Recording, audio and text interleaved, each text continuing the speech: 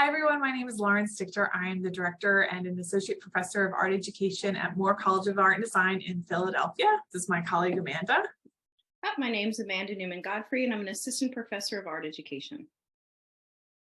We are here today to talk about quick tips for inclusive and equitable visual arts instruction.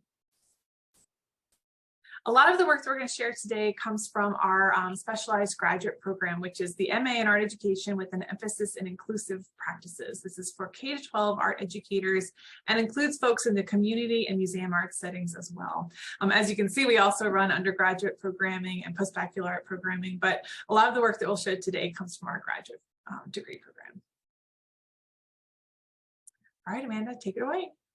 I'm going to kick us off with a few quick tips for using universal design for learning in an arts room. As we all know, UDL has a variety of different frameworks depending upon what kind of educational environment you're in or what kind of student population you may be working. It's always going to look different depending upon your environment. But there are a few key principles for designing and facilitating both instruction and assessment, which we're going to talk about in a few slides. So there are 5 key principles that I want to identify. And it starts with not only just removing barriers, but first identifying the barriers. And that's some of the things we can sometimes miss.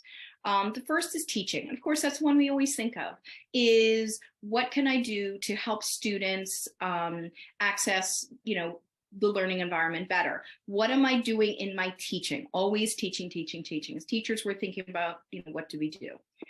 But number 2 is learning. Sometimes we have to put in place some strategies so that we can really take a look at along the way, how are students actually learning what we are teaching and how can we adjust from there so that they can take away the most that they possibly can. The third is often the missed one, is the curriculum. Sometimes it's very teacher-driven or teacher-directed, and in order to be truly accessible using UDL, curriculum needs to be driven by both teachers and students, especially students' interests and needs. The fourth is environment. That's the one that we always think of first and foremost with UDL, is what does our space look like? But sometimes things like sight lines or having accessibility of materials or multiple stations available for students to utilize in your environment are also part of UDL. And the one that is just so critically important is flexibility, is for you to remain flexible and open and observant, so that you can respond nimbly to your students' needs. So as we know, obviously it promotes UDL, promotes effective teaching, but also supports successful learning. The other thing we wanted to mention is differentiated instruction. I always liken the relationship of UDL and differentiated instruction like a machine and grease. So UDL is like your machine. It's all the cogs, the pieces that move together, that need to link together. But differentiated instruction is the grease that makes that machine work and stay functioning. So there are 5 sort of things that I pulled out of differentiated instruction. So there are behaviors that you can engage in, and on the right-hand side of the column is sort of what it will trigger in your students. So the first is design, is open-ended and student-centered instruction that's sensitive to emotional, behavioral, and intellectual needs for your students, and relevant curriculum will encourage them to make their own artistic choices and to be innovative and creative problem solvers, and allow them to enter and exit lessons and units of instruction at their own needs or at their own pace. The next is engaging in formative assessment. Not necessarily summative assessment, we all know that has to happen regardless, but formative assessments throughout units of curriculum. And that motivates teachers to constantly gauge not only student learning more effectively, but also adjust accordingly their teaching. The next is creating positive behavioral enforcement, such as modeling appropriate verbal and body language. Students are looking to us as leaders in the classroom. And the more that you do to model that appropriate language and body language, verbal and body language, promotes respect for different voices, abilities, perspectives, and diversity of students in your classroom. The fourth is, of course, offering a broad variety of materials and equipment. And that doesn't necessarily mean a free-for-all that we put everything out of our cabinets out for students to choose from, but it does mean that it gives students ownership of their own choices and gives them buy-in to participate in a lesson. And in turn, that can really facilitate a barrier-free environment. And the last, of course, is utilizing lots of different visual and instructional prompts. Lauren will walk you through those in a bit, but providing multiple modalities for teaching your diverse learners. The communication barriers can very often be the root cause of behavioral issues in your classroom. Thanks, Amanda. So just some quick pictures of what this can look like. There, again, are so many ways to approach this these days wonderfully as we're doing equitable and inclusive practices in the art room. Technology certainly has been around for a long time, whether that's through iPads or apps. And offering access and tools to our diverse learners and their needs. Something that's been around for a long time is PECS, or a picture exchange communication systems. You can see here in the middle a little Velcro strip of this kind of old school way of doing things, which still is around in classrooms, offering ways for not only the student to communicate with their teacher and peers, but also for us to communicate with our students too as needed. If you don't have access to something like PECS, art teachers, we can draw and make our own communication boards, which is really exciting. And whether that's drawing instructions while a student shares what they feel like their steps should be, or us drawing instructions, doing these kinds of practices can really level the playing field for all of our students in the art room.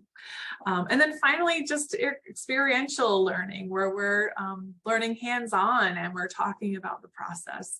But using these different forms of communication representation are really crucial to accessing the arts. And again, curb cut theory, right? You can just use it for everybody and everyone gets to do it all the time. We found that including some sequencing tools can be really helpful for all of our students. And some of them have come out of some really incredible experiences with students. On the left is a tactile instructional board. So we had a student who was visually impaired and couldn't see our written instructions. And so one of our graduate students made this beautiful tactile board where the student could feel each part of the step of sewing these little, what ended up being little felted monsters, which was really cute. But of course, all of our students used it in the end.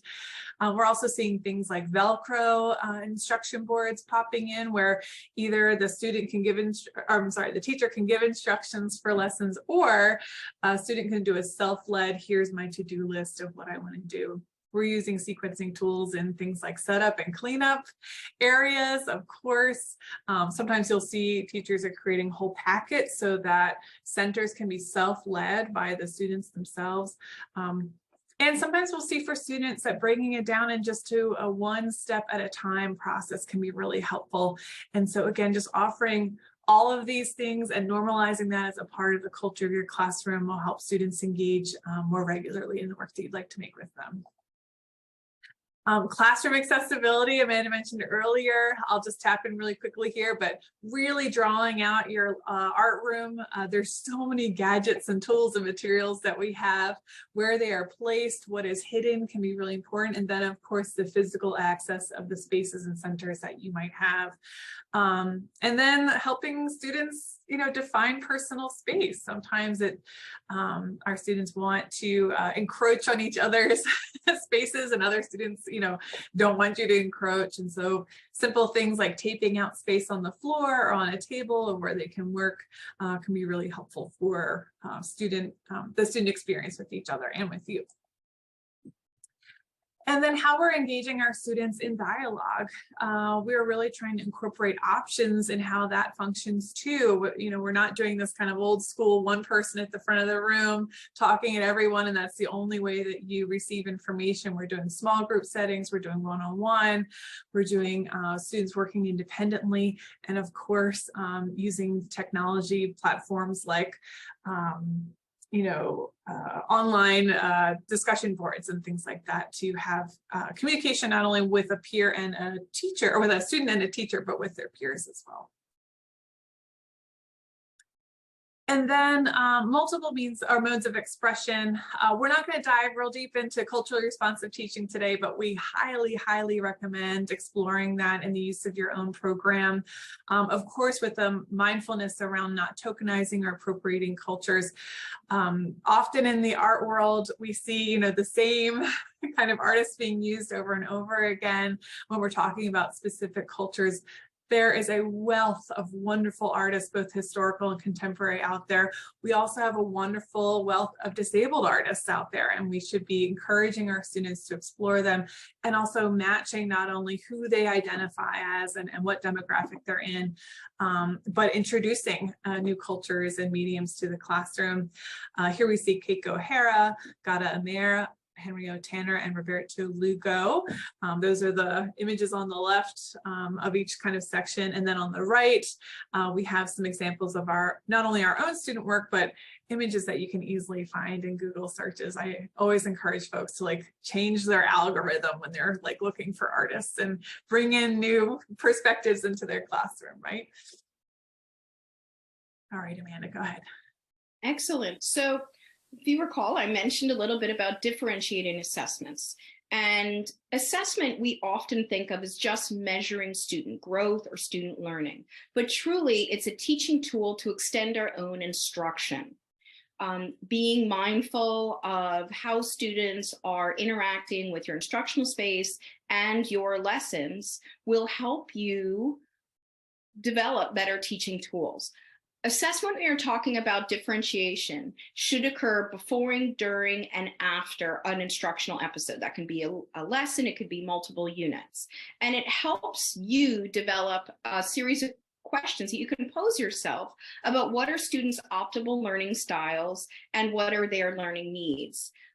Another key component of differentiated assessment is providing a balance between teacher-assigned and student-selected assessments. And I'll show you those in a minute on a slide, but it's not just about teacher-driven rubrics, that giving students voice and choice and for them to tell you what they experienced before, during, and after an instructional unit is really key to honoring their diverse learning needs and their own diversities.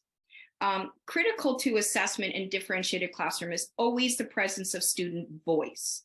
Sometimes I hear from administrators and teachers that they've been asked to keep their classes quiet or students shouldn't be talking that much, but the presence of student voice in facilitated conversations, opportunities where you can ask them pointed questions and again have multiple modalities for them to express answers, whether it be written or verbal or using alternative communication devices is key. The more oversight and input they can have into the classroom, the more engaged and successful the learning will be. So I'm going to show you a couple of quick examples. This one I use is a matrix for student learning. This is an opportunity. It's a great pre-assessment as well as an ongoing assessment when you are, sort of reconfiguring or examining your classroom and instructional practices. The diagonal columns across the top are the skills. So whatever you're looking at, whether they be a skill specific related to an art form, or just a classroom management practice, or materials use, you can really put those across the top. And then in the left-hand column are students. And you can do this just for your class as a whole or for individualized units, but all the students would be in the left-hand column. And then using a very quick and simple assessment, numerical scale, remember always something like beginning and advanced, not satisfactory or not able to accomplish, thinking about beginning or emerging skills. So if you wind up having ones lining up in one of those diagonal columns, all of a sudden you're like, wait a minute, okay, there's something that I need to weave in more intentionally into the way that I'm designing lessons and units. And the same thing is if you're all of a sudden hitting a 4 in all columns after a quick sort of observation of your students post a lesson or a unit, you know that you can then take that and scaffold it into the next instructional unit. And remember, scaffolding is mission critical for all students in order to really constantly not only build their skills, but transfer them into broader aspects of their curricular or academic program and also life skills. So these are just a few graphic organizers that I like to do. There are so many out there. The one on the left, remember I talked about having student voice present, such as things like exit tickets.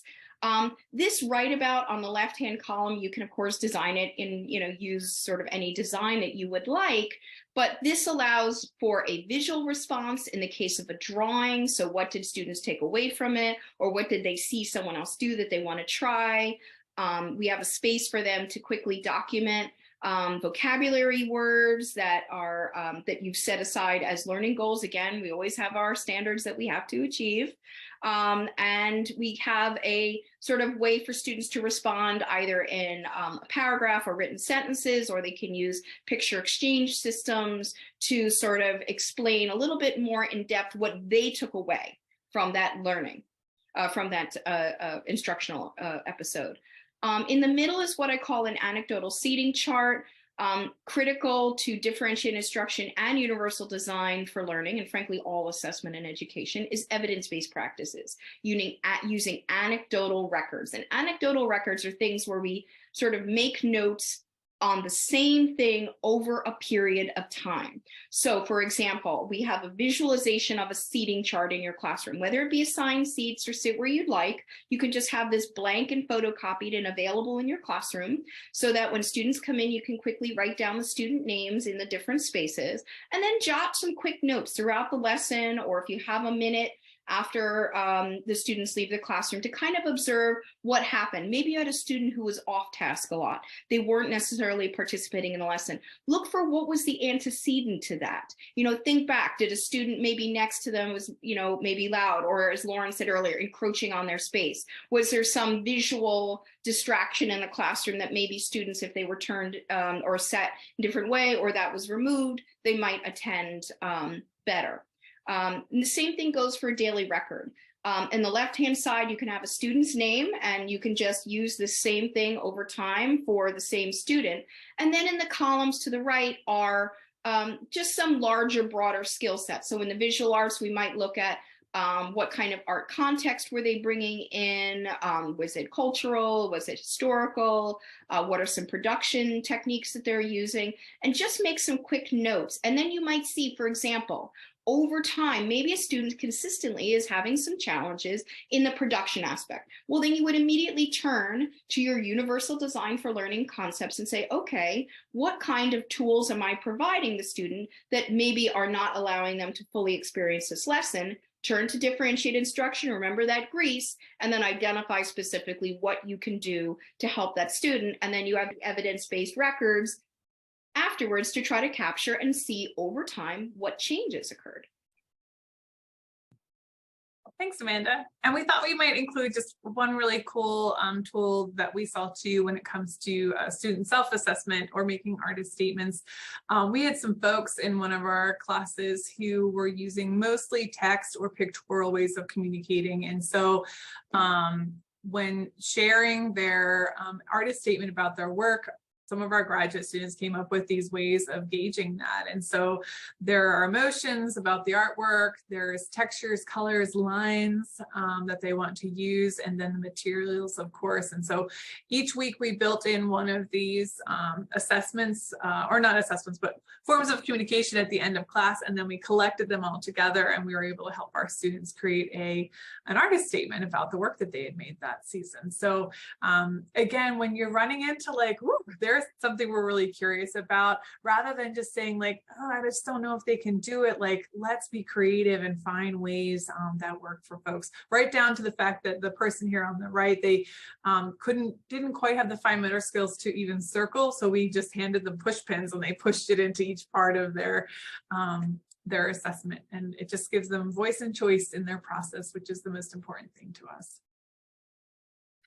We're going to talk a little bit about behavior, and first, just everything that we've talked about so far is so much to help both our students and our teachers have a kind and safe environment to work with and accessible. We also want to talk about, including justice in our art rooms. And while we can't get into all these books today, we at least want to recommend Culturally Responsive Teaching and the Brain by Zaretta Hammond, Art for All by Liz Byron, who happens to be a Boston local, by the way, and The Neurodiverse Classroom. These have been really helpful and informative to us as we talk about creating equitable and justice-based art rooms, which in turn, of course, when students feel safe and respected, we see a significant decrease in behaviors that we would prefer to not happen in the classroom. Doesn't resolve everything, but it helps a lot to start with those for sure. And I will say too that these books are mostly about educators critically reflecting on their practices, not about forcing kids to change their behavior. We also know that when there are behaviors happening, it is a form of communication, right? Something is going on under the surface.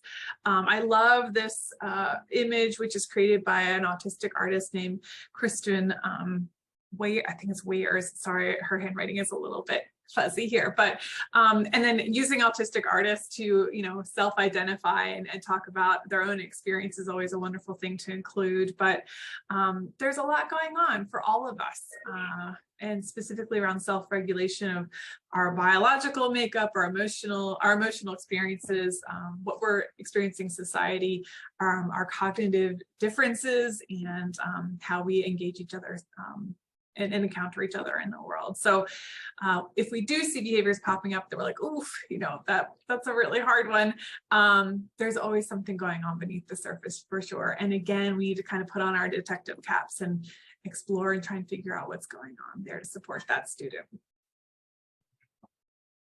Excellent.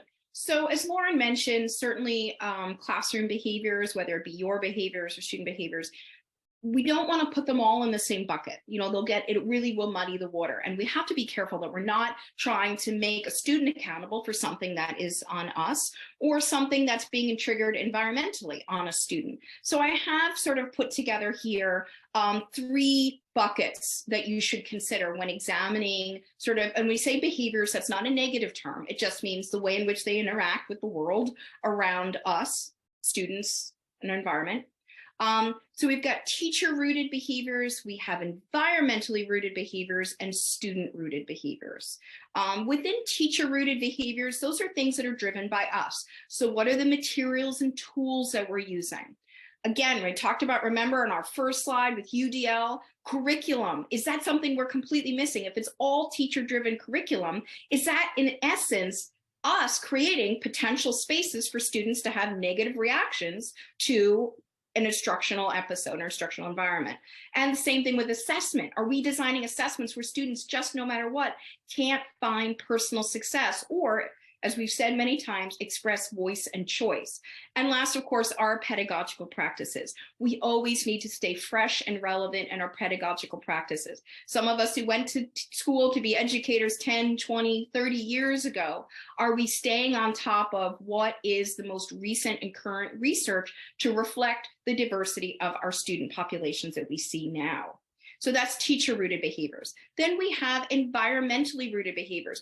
And we as educators should not take sole ownership over an environment. Yes, within our classrooms, for sure, there is a culture that we can create that is safe and respectful and open and encouraging for all learners. So that is our own classroom space. But we also have school and community culture. So there is a school outside of our classroom, and there is a community outside of our school. So what are we seeing reflected in those spaces that we need to be aware of that students might be reacting to or reactive to? And the last is staffing and communication. Things get sort of out of our hands when it comes to staffing or scheduling. But are there things that are consistently occurring that we can bring forward that could potentially reduce behavioral episodes in our classroom? Absolutely. And the third is student-rooted behaviors. So of course we have diversity, and these again are not behaviors, but they are culturally sort of relevant and responsive behaviors that students will have that are appropriate, but perhaps being misdiagnosed or misrecognized as outbursts. So we have to be aware of what diversity brings to the table in terms of just understanding students' interactions with each other and with us. The next is, of course, idiopathic or diagnosed behaviors. When we have students with, IEPs or 504 plans, are we aware of those, and are we being sensitive to those? And the last is peer relationships. Remember, we talked about that evidence-based seating chart, and we've talked about other ways in which students can cordon off space for them, or we can have quiet space in our classroom. How are students interacting with each other, and are there potentially triggers occurring accidentally by the way our space is designed? Again, think back UDL, by the way in which we're allowing accessibility of materials and whatnot. Peer relationships are mission critical in looking at. It's not just about you and the student in a singular space. There are many in the classroom that we need to be aware of.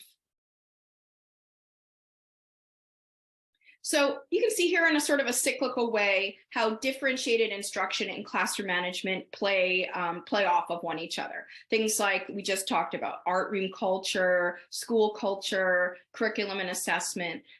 Just, by carefully and thoughtfully approaching the way in which we design, engage, create, provide, and facilitate those learning opportunities, you'll naturally have to consider sort of the what, who, and how of what your curriculum is providing. And in turn, again, through those self-assessments, as well as allowing student voice in assessment practices, you'll be able to identify and reduce barriers, which will in turn reduce triggers for teacher-rooted behaviors, student-rooted behaviors, and environmentally rooted behaviors. They're all woven together. So to wrap us up here a little bit, we created this fun acronym, Be Calm. Behaviors begin with you and ends with your students. Environment, consider your art room, your school culture, and community mindset. Communication, students to students, student to teacher, and teacher to teacher. Assessment should be open-ended, formative, easy to implement and use throughout your lessons and units.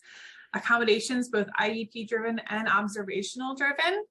Learning guided by the students and needs themselves, of course, and their own personal interests. And then materials are engaging, diverse, and accessible. Be calm. A few further resources, definitely check out the Council for Exceptional Children Division of the Arts, the NAEA Art and Special Education Group, and the Kennedy Center VSA program. We often do some work with those folks and find that they have a plethora of resources to offer as well for free. Thank you so very much. Amanda and I had a wonderful time talking to you today. And if you want to learn more about our MA in Art Education with an emphasis in inclusive practices, you can go to more.edu. Thanks so much. Thank you.